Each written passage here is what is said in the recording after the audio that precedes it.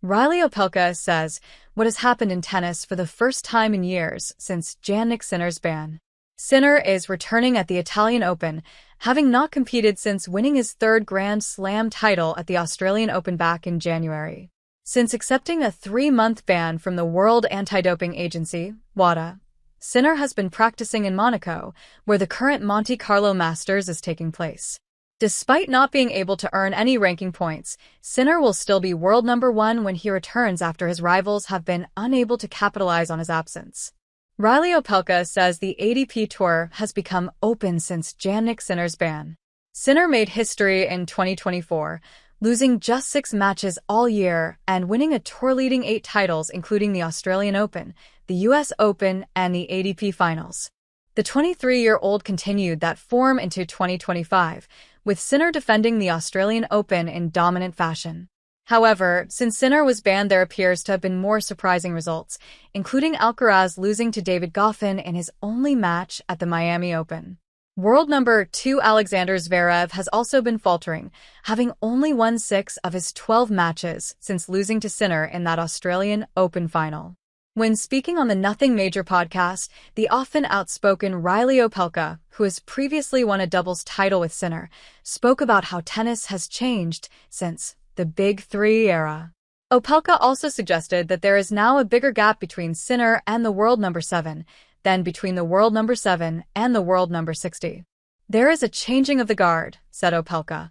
We got so used to Roger Federer, Rafa Nadal, Novak Djokovic for so long that people would just go to tournaments to only see them. And now with Jannik and Carlos, it is a different kind of flair, especially Carlos.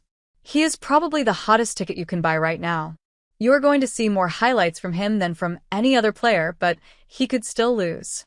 He could very well win the tournament or lose in the second or third round. I think for the first time, especially with Jannik not present at Indian Wells, we can officially say the draw is open or it's up for grabs. For the longest time, it was just 3 guys who were likely to win the tournament. Even now, there is a larger discrepancy in ranking between Jannik, who is number 1 in the world, and the guy who is number 7 in the world. There is a larger discrepancy in level between them than there is between a guy who is 7th in the world and 60th in the world.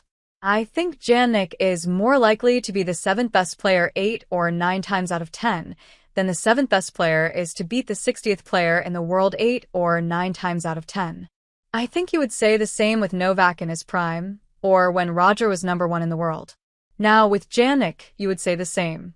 So for the short term, for the next 3 months, we don't have that, so it is as open as ever from here until when he is back.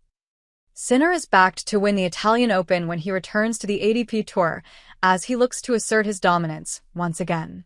Is Reilly Opelka right about Jannik Sinner? While Opelka was just using a random number in the rankings to support his point, we wanted to see how accurate his claim actually is. Sinner has beaten Casper Ruud, the current world number 7, in all 3 of their meetings so far, which supports Opelka's point. While Ruud has actually won his only meeting against the current world number 60 Jun Qingshang, who is only 20 years old.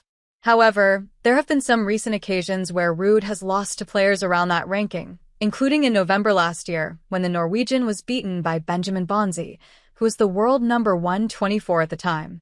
In 2025, the average ranking of the 5 opponents that have beaten Ruud is 40.2, suggesting that Opelka's assessment is not too far off.